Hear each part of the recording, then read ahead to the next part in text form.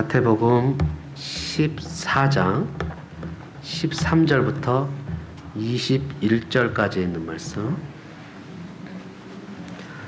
우리 같이 합독하시겠습니다. 예수께서 들으시고 배를 타고 떠나사 따로 빈들에 가시니 무리가 듣고 여러 거울로부터 걸어서 따라간지라.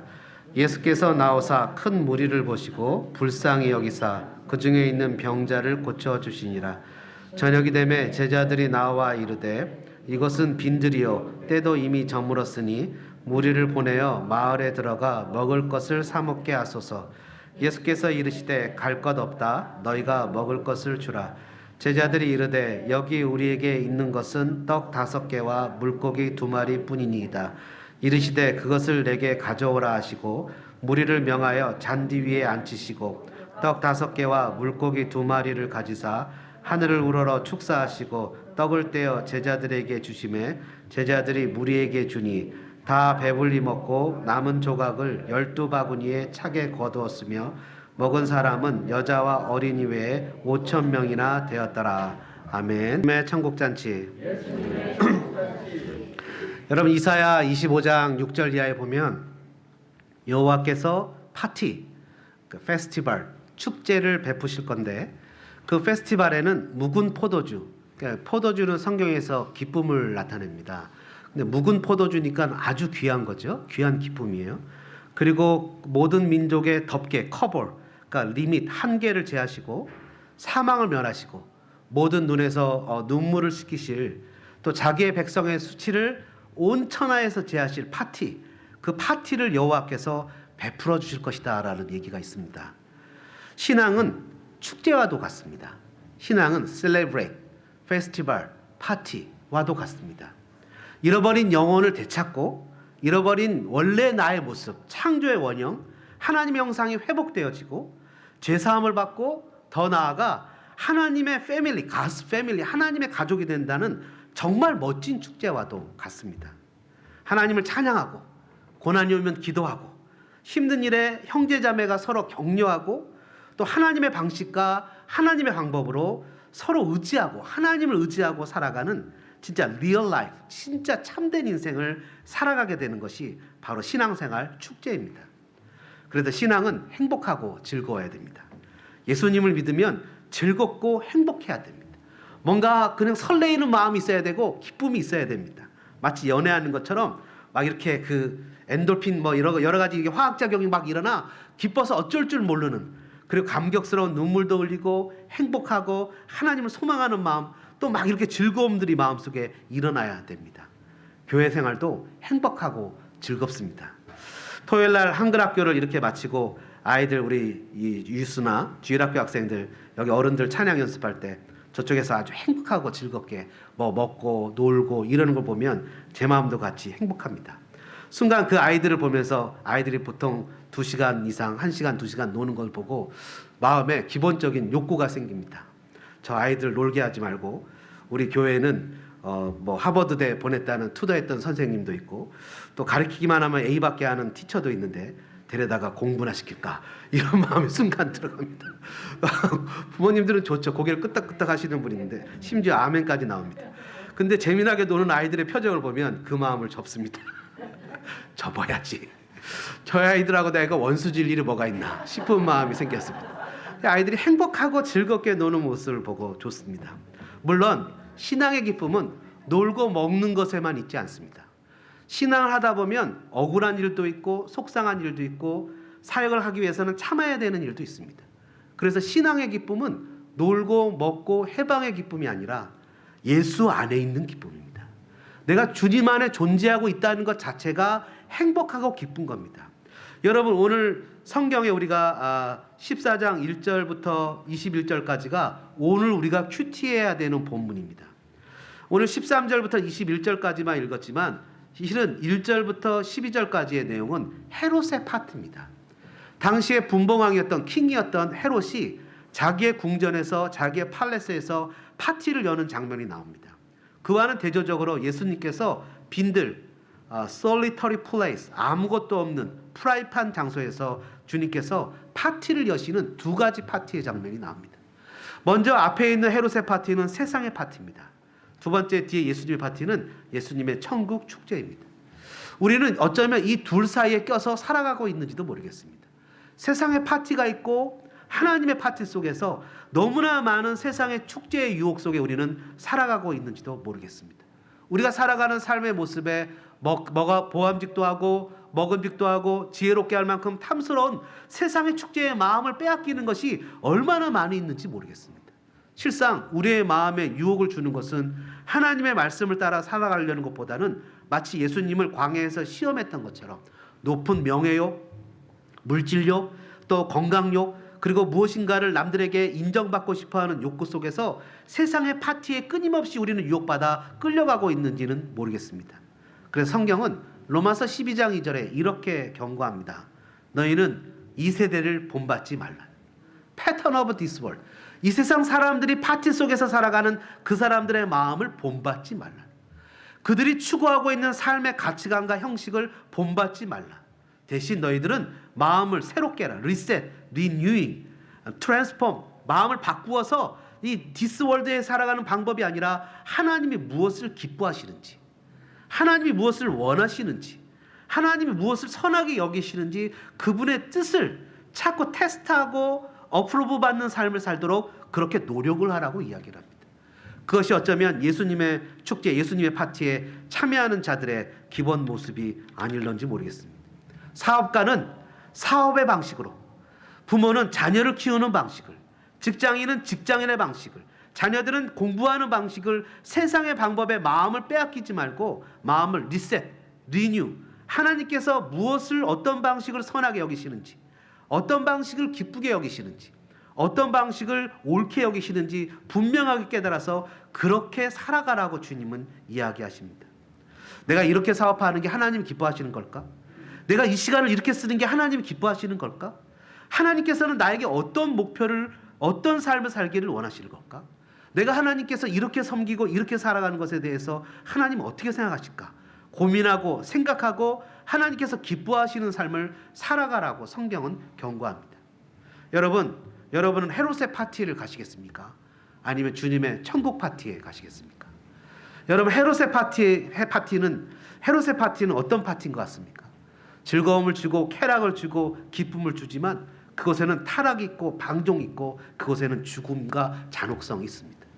결국 유수하고 마음껏 부려먹고 사용하고는 결국 버려지는 것이고, 이 예수 그리스도의 천국 파티는 한 생명을 천하보다 귀하게 여기고 그 생명을 귀하게 여김으로 말미암아 왕이 그 생명을 위해서 자신의 목숨을 내놓는 정말 가치 있는 사랑의 파티입니다.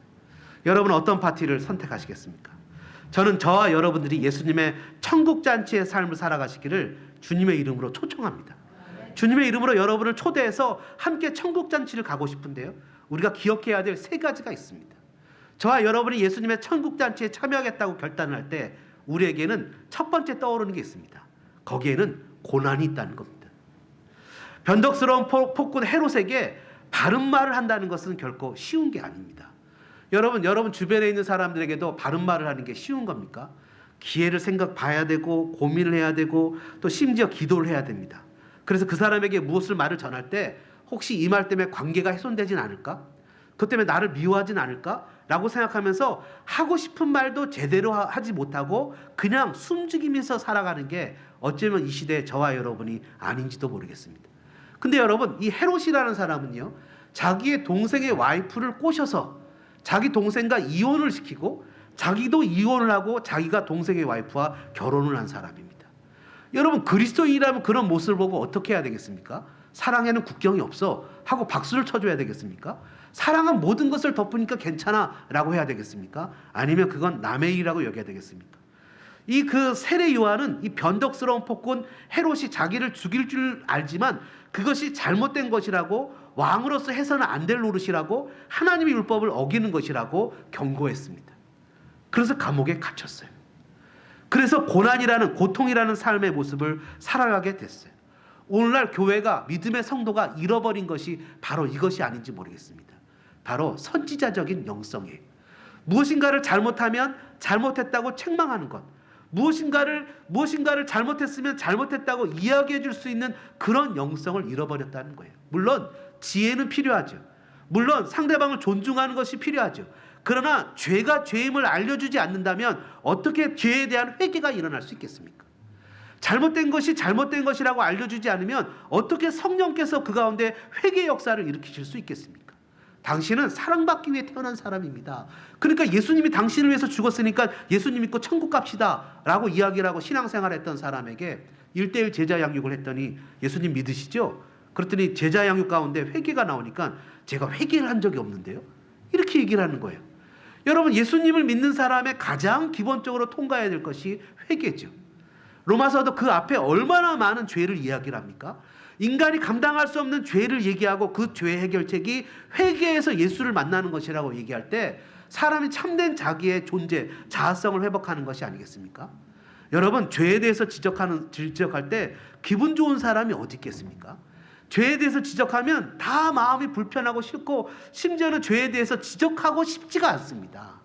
에레미야 같은 사람, 또 성경에 나오는 수많은 선지자들이 그것이 하기 싫어서 너무 힘들어서 하지 않겠다고 했을 때 마음에 불붙듯이 일어나는 그 하나님을 향한 열정 때문에 자기 가족에게, 친척에게, 친구에게 그들의 잘못을 선언하지 않을 수 없었던 것을 구약 성경에서 우리에게 알려주고 있지 않습니까? 여러분, 신앙생활을 하다가 보면 잘못된 것을 이야기해 주지 않으면 회개가 없고 변화가 없습니다.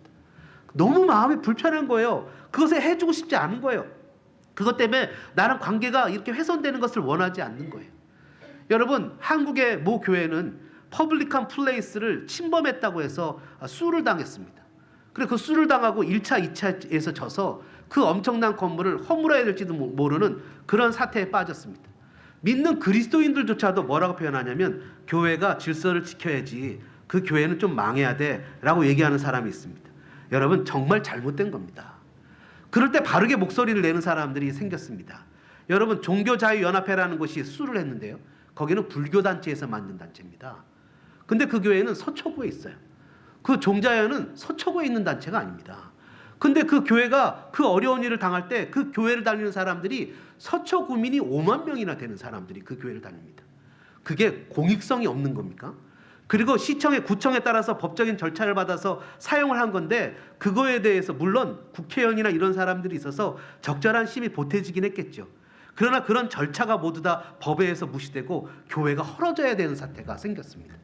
어떤 사람들은 잘 됐다고 얘기합니다. 심지어 어떤 분들은 그런 교회는 다 없어져서 새로 시작해야 된다고 얘기합니다.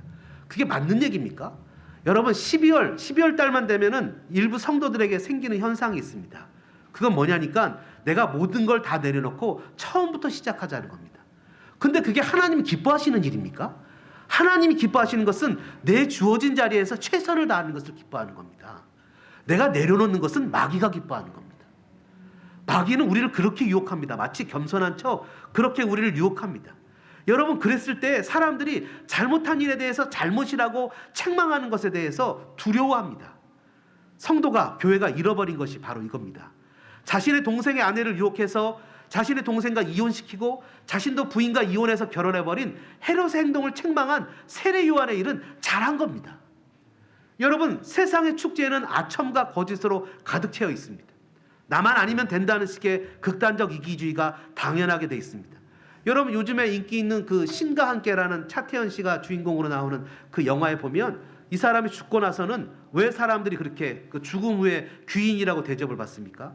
자기가 아니라 남을 위해서 죽는 사람이 너무 만나기 어렵다는 이유 아닙니까? 그걸로부터 영화가 시작합니다. 타인을 위한 희생, 타인을 위한 헌신, 타인을 위한 결단이 없습니다. 그러니 기적도 경험하지 못하고 물질의 헌신이 없으니, 시간의 헌신이 없으니 하나님의 오병이어도 경험하지 못합니다. 성도가 이런 영성이 떨어졌을 때 어떻게 하나님 나라의 것을 경험하게 되겠습니까? 여러분, 이 마태복음이 처음 기록되어졌을 때 이 세례 요한의 죽음이 기록된 이 사건을 보고 정말 사회에서 죽음의 목숨을 위협을 내놓고 신앙생활했던 성도들의 첫 느낌이 어땠겠습니까? 이것을 읽었던 성도들은 어떤 느낌을 가졌겠습니까? 아, 저렇게 나서다가 잘못하면 죽겠구나 라는 느낌을 가졌겠습니까? 세례 요한도 저런 고통을 당했는데 나만 예수 믿는다고 고통당하는 것이 아니네. 심지어 이 세례 요한을 보고 예수님도 나중에 십자가를 지시고 죽음을 당하셨는데 나만 예수님 믿는다고 신앙으로 핍박을 당하고 어려움을 겪고 손해를 보는 것이 나만 그런 것이 아니래. 그래, 나도 신앙으로 살아야지. 내가 지금 이렇게 어려운 것은 내가 신앙으로 바로 살기 때문이니까 하나님이 반드시 나를 도와주실 거야 라고 얘기하면서 믿음으로 살아가는 결단이 나타나지 않았겠습니까? 여러분, 헤롯의 축제는 사람을 소중하게 여기지 않았습니다. 세상은 사람을 유주해야 합니다. 세상은 사람을 유지하고 사람을 이용합니다. 헤로디아의 딸이 들어왔습니다. 춤을 춥니다. 그 어린아이가 춤을 추면서 그 파티에 있는 공주라는 사람이 채신머리 없게 춤을 추면서 파티에서 사람들의 마음을 훔칩니다. 그것에 마음이 뺏긴 헤롯 왕이 나라의 절반이라도 주겠다고 약속합니다. 그 어린아이의 잔인성을 보십시오. 잔혹성을 보십시오. 세상에 수많은 믿지 않는 아이들의 잔혹성과 잔인성을 보십시오. 친구를 왕따합니다. 심지어 때려서 죽이기까지 하는 사건이 엊그저께 신문 보도에 나왔습니다. 뭐라고 표현합니까? 이 세례 요한의 목을 쟁반에 담아달라는 요청을 합니다. 이 얼마나 기가 막힌 잔인성입니까? 사람 자체로 인정하거나 사람 자체로 귀하게 여기는 것이 아니라 세상의 파티는 행복하고 즐겁고 순간 쾌락을 줄런지 모르지만 거기는 나 자체를 소중하게 귀하게 여기는 것이 아니라 나를 그냥 수단으로, 나를 목적으로 여기는 것이 아니라 내가 무엇인가를 할 수 있을 만한 가치가 없을 때는 가차없이 버려버리는 정말 안타까운 것이 아닙니까? 그러나 여러분, 예수님은 어떤 분입니까? 한 영혼이 천하보다 귀하다고 말씀하십니다. 잃어버린 영혼을 찾고 또 찾고 또 찾아다니시는 분입니다.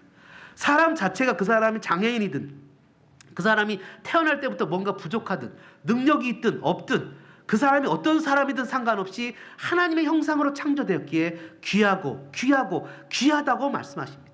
심지어 주님은 뭐라고 표현하십니까? 어린아이 하나라도 실족하게 해서는 안 된다고 얘기하지 않습니까? 여러분, 신실한 예수님의 제자들은 치러야 될 대가가 있습니다. 예수님의 제자들은 진리를 따라 살아야 됩니다. 예수님과 함께 행하는 사람은 세상에서 하나님을 섬기는 일에 사랑으로 자신을 내어주어야 합니다. 그 보상은 성공이나 승리주의가 아닐 수 있습니다. 세상에서 하나님의 목적들을 신실하게 섬기고 있다고 알고 확신하는 것으로 보상을 삼고 살아가야 됩니다. 내가 잘 믿고 있지? 내가 신실하게 살고 있지? 주님은 나를 알고 계시지? 라는 것이 나의 삶의 보상으로 여기고 신실하게 주님을 따라가야 되는 겁니다. 사랑하는 소망장로교회 성도 여러분, 여러분은 채 10분도 되기 전에 10분 전에 우리가 함께 여러분 천국잔치에 참여하겠습니까? 라고 물었을 때 여러분 그러겠노라고 대답했습니다.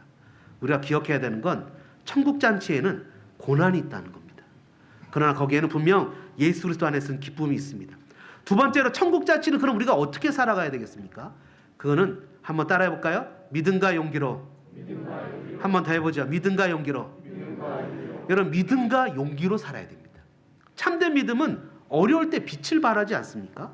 좋을 때는 한없이 좋습니다.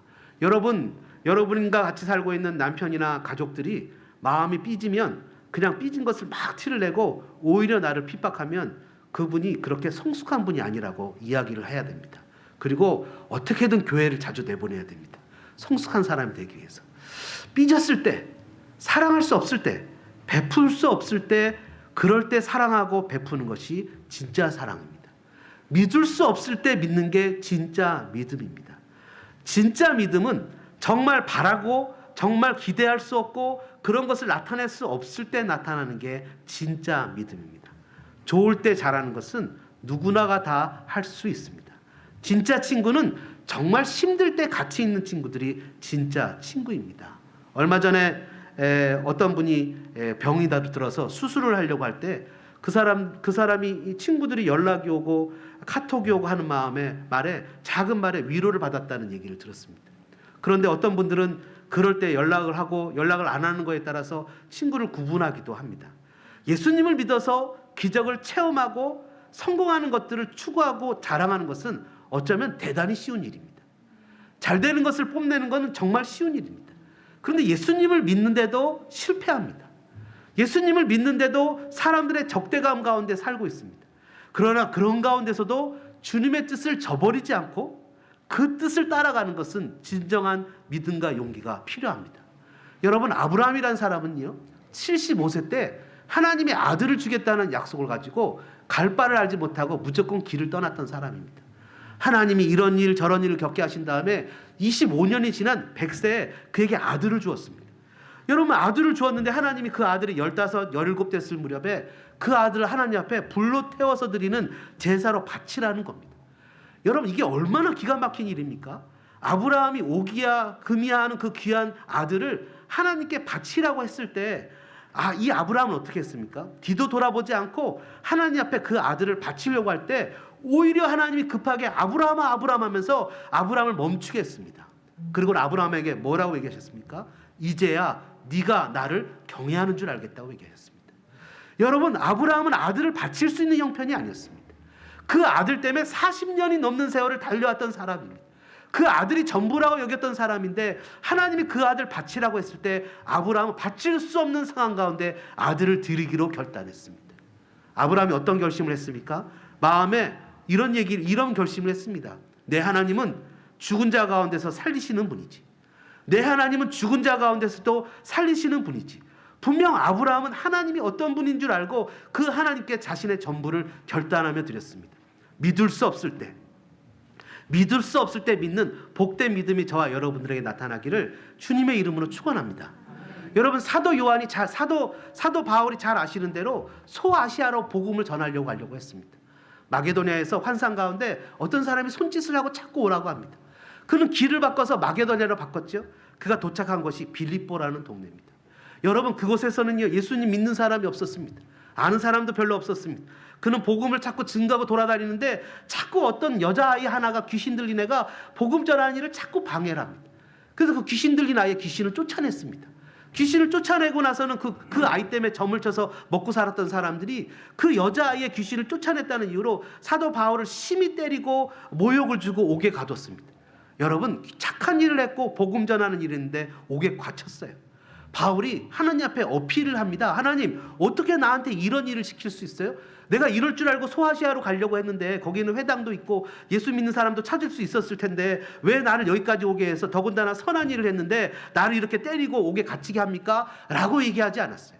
그렇게 어필하지 않았어요. 바울은 어떻게 했습니까? 하나님 앞에 기도하고 찬양했어요. 하나님의 크신 일을 얘기했어요. 믿을 수 없을 때, 감사할 수 없을 때, 찬양할 수 없을 때, 정말 신앙인으로서 드러낼 수 없을 때 그는 하나님을 찬양하고 예배했어요. 어떤 일이 나타났습니까? 기적이 나타났어요. 여러분 착고가 풀렸고 지진에서 옥문이 열렸습니다.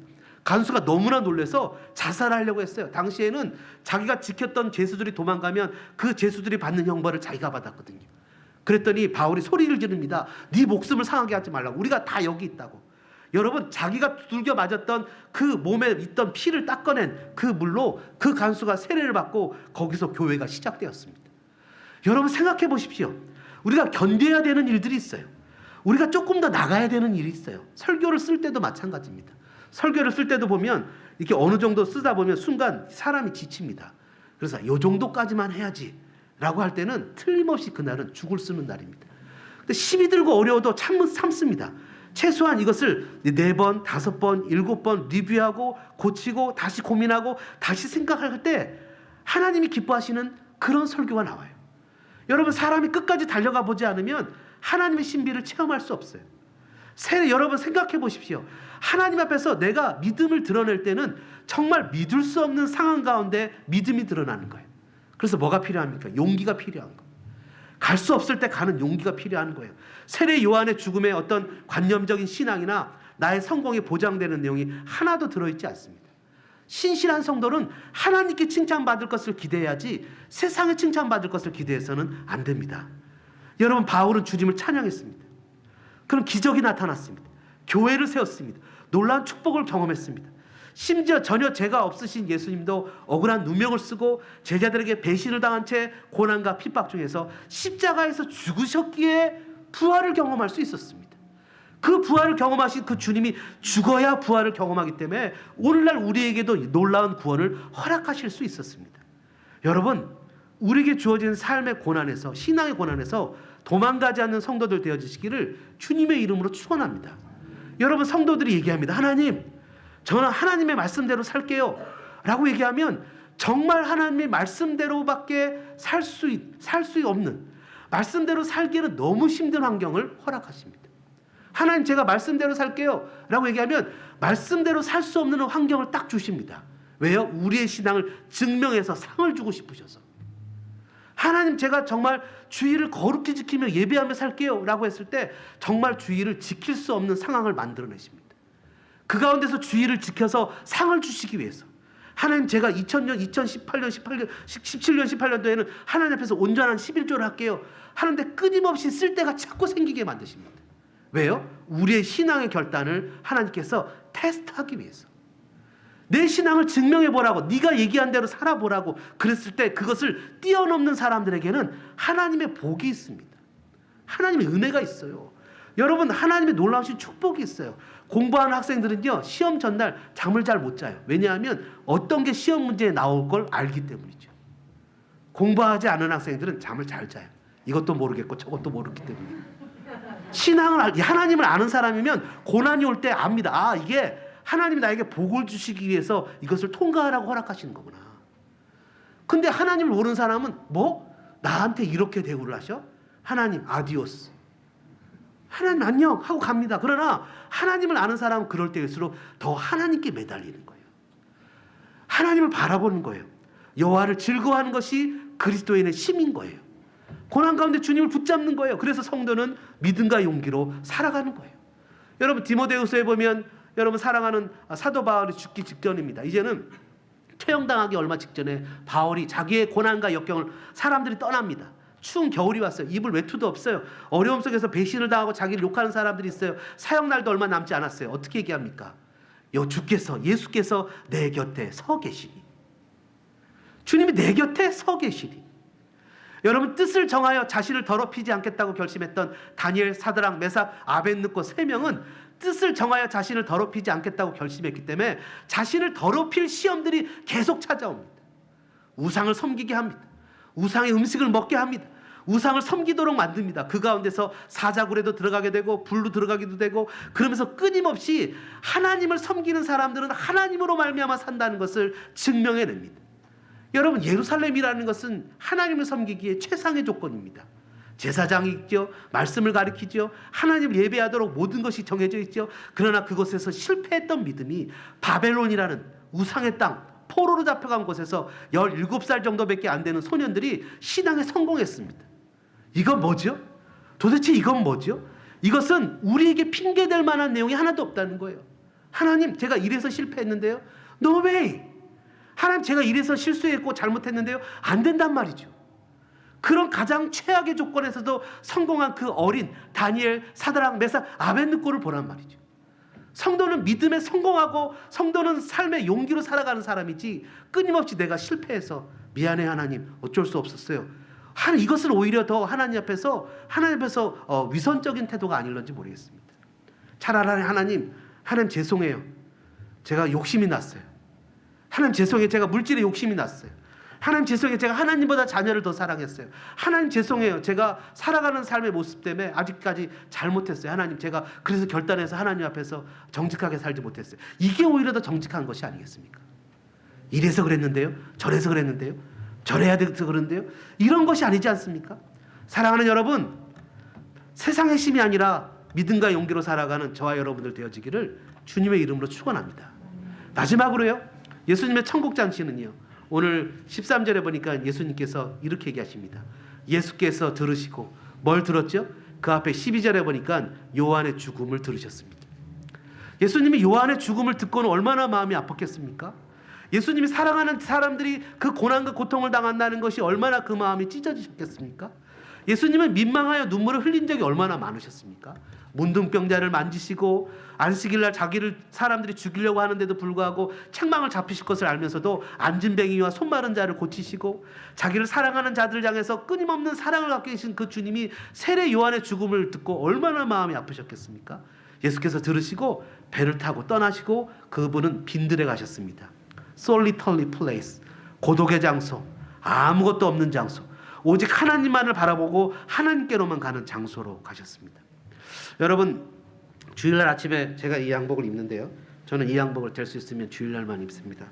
아침에 양복을 입을 때 일주일 동안에 저의 스트레스 지수를 알 수 있습니다. 양복이 꽉 끼면 이번 주에 스트레스가 있었구나, 설탕을 많이 먹었다는 거죠. 슈가를 엄청 먹으면 배도 좀 나오고, 일주일 동안 슈가를 먹지 않으면 배가 좀 들어갑니다. 예수님은 자신의 삶의 슬픔과 고난을 슈가로 풀지 않으시고 하나님을 만남으로 푸셨습니다. 하나님을 만나는 그 빈들에, 하나님을 바라보는 장소에 갔습니다. 이것이 바로 천국 잔치가 있는 것입니다. 저와 여러분들이 가야 될 장소입니다. 우리가 세상을 바라보는 것이 아니라 하나님을 바라보게 될 때 하나님 앞에 나가는 그런 천국 잔치가 있는 장소입니다. 세상에 화려함이 있지 않습니다. 세상에 상술이나 성공의 방법이 있지 않습니다. 세상의 모든 지혜와 총명을 다 내려놓고 주님과 1대1로 만나는 주님만 있는 그 장소입니다. 여기는 마켓플레이스도 없습니다. 마켓도 없어요. 우리 학생들이 좋아하는 세븐일레븐도 없습니다. 스타벅스도 없습니다. 이곳에서는 우리가 즐거워하고 기뻐하고 우리가 즐길 만한 그 아무것도 없습니다. 이곳에는 주님만이 있습니다. 그러나 그것이 바로 천국 잔치가 있는 곳입니다. 14절에 보니까 이곳에는 어떤 곳입니까? 이곳에는 예수께서 나오사 큰 무리를 보시고 불쌍히 여기셨다고 기록합니다. He had compassion. 이것은 주님의 긍휼이 있는 곳입니다. 예수께서 우리를 불쌍히 여기시는 곳입니다.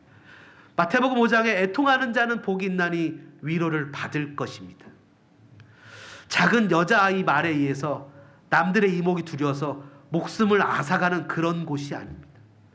정말로 그 무엇보다도 나를 귀하게 여기셔서 심지어 가장 사랑하는 아들을 생명으로 내어놓는, 나를 구원하시기 위한 사랑이 넘치는 장소입니다. 시편 103편 13절에 아버지가 자식을 긍휼히 여긴 같이 여호와께서는 자기를 경외하는 자를 긍휼히 여기시나니 이는 그가 우리의 체질을 아시며 우리가 단지 먼지뿐임을 기억하심이로다. He knows how we are formed. He remembers that we are dust. 사랑하는 여러분, 주님은 우리가 어떤 존재인지 아십니다. 왜 우는지, 왜 고민하는지, 왜 슬퍼하는지. 주님은 자식을 긍휼히 여긴 같이 우리를 불쌍히 여기십니다. 그 이유는 우리가 흙에서 와서 흙으로 갈 존재임을 알고 계시기 때문입니다. 사랑하는 여러분, 세상의 방식, 화려한 헤롯의 파티를 기웃거리지 말고 주님의 사랑에 반응하시길 바랍니다. 주님은 자신의 목숨으로 우리를 구원하신 어진 임금이 아닙니까?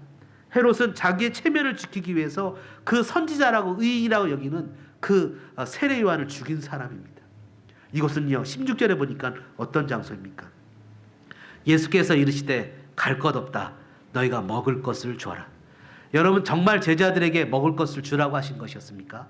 아니면 주님이 책임지시겠다는 얘기입니까? 주님께서는 그곳에서 배고픈 수많은 사람들에 대해서 책임지시는 리더십을 보여주셨습니다. 선한 목자는 양을 위해서 목숨을 버립니다.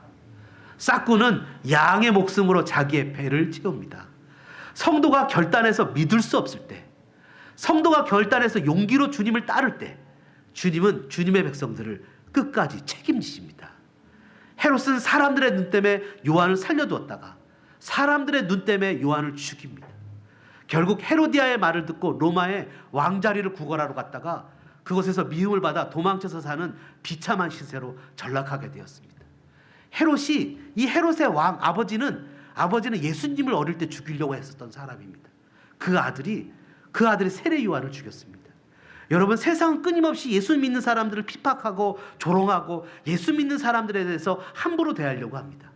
그러나 예수님은 정말 배고픈 우리들을 향해서 마을로 먹을 것을 사러 가려는 제자들에게 갈 것 없다고 얘기하십니다. 갈 것 없다.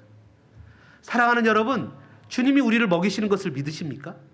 신명기 8장에 보니까 내 하나님 여호와께서 이 40년 동안에 내가 광야길을 걷게 하신 것을 기억하라.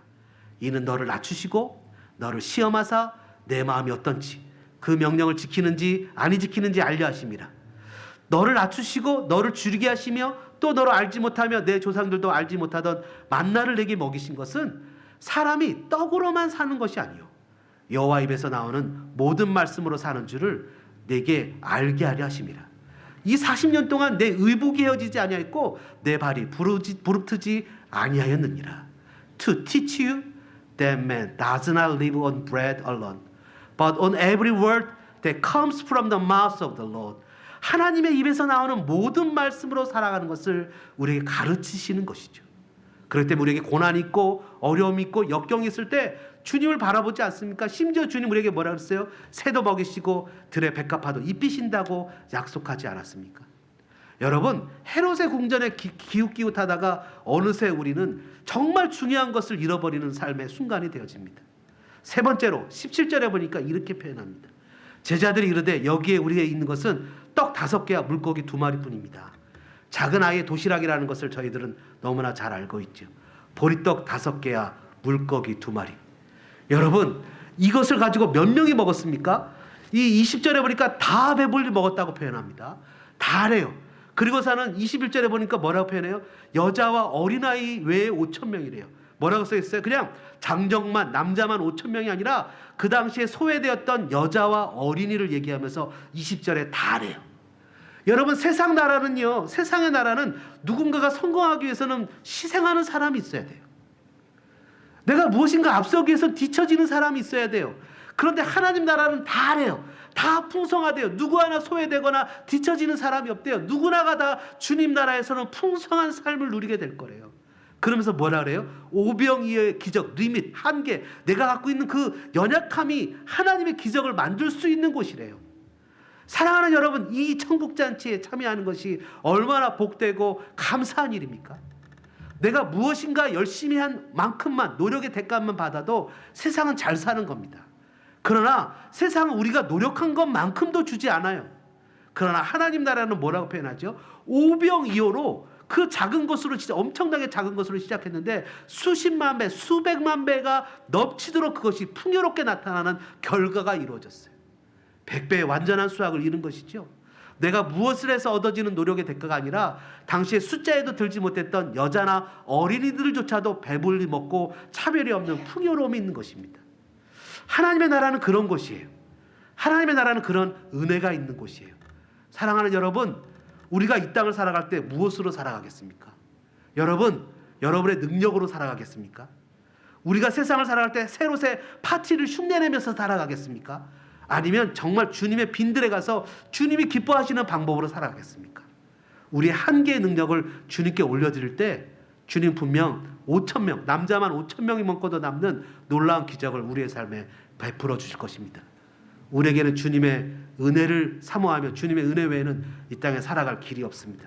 저와 여러분이 주님의 은혜로 말미암아 이 땅을 살아가는 복된 역사가 나타나시기를 주님의 이름으로 축원합니다.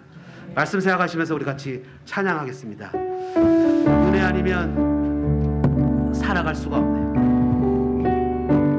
호흡마저도 다 주의 것이니 세상 평안과 위로 내게 없어도 예수, 오직 예수뿐이네. 크신 계획 다 볼 수 없고 작은 고난에 지쳐 주께 묶인 나의 모든 삶 버티고 견디게 하시네.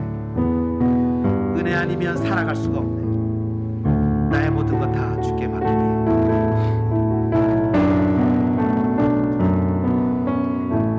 은혜 아니면 살아갈 수가 없네.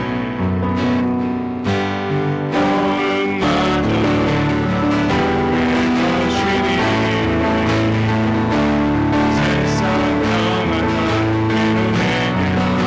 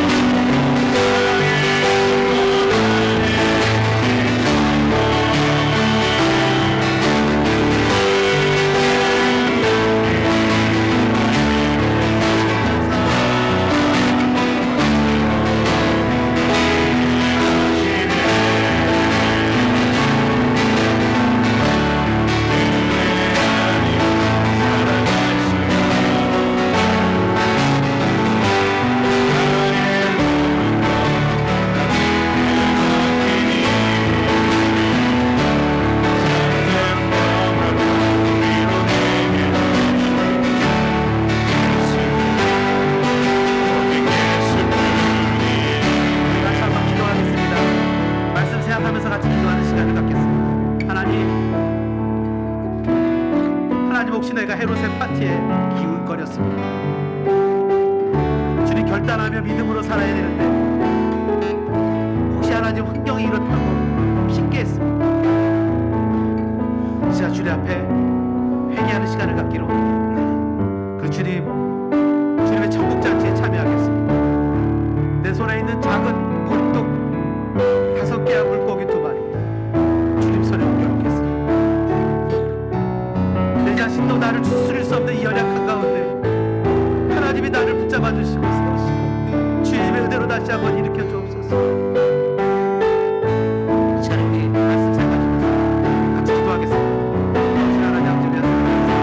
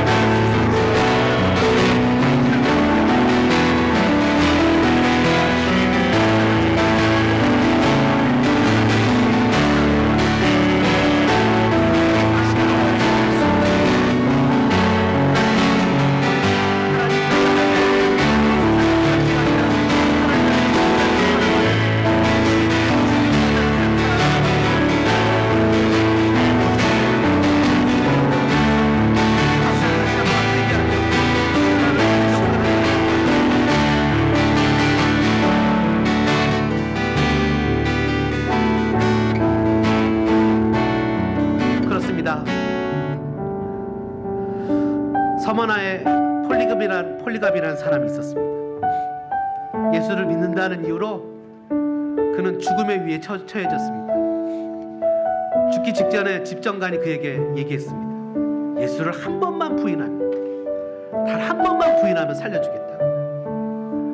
폴리갑이 이렇게 얘기했다 그럽니다. 내 평생 86년 동안 단 한 번도 그분은 나를 모른다고 섭섭하게 한 적이 없는데 내가 어떻게 그분을 부인할 수 있냐고. 여러분, 우리는 헤롯의 파티에 초대된 사람들이 아닙니다.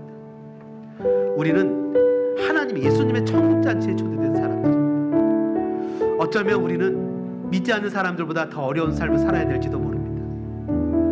더 슬플지도 모릅니다. 고통이 있을지도 모릅니다. 물질의 어려움을 겪을지도 모릅니다. 예수를 믿는다는 이유 때문에 잃어버리거나 포기해야 될 것이 너무나 많을지도 모릅니다. 그러나 여러분, 그것이 우리를, 심지어 자기의 목숨을 잃었던 이 세상의 모든 사람들도 단 한 명도 예수님의 천국잔치에 들어간 사람은 후회하는 사람이 없었습니다. 거기에 회복이 있고 거기에 소망이 있고 거기에 예수님이 계셨기 때문입니다. 다시 한번 찬양할까요? 은혜 아니면 살아갈 수가 없네.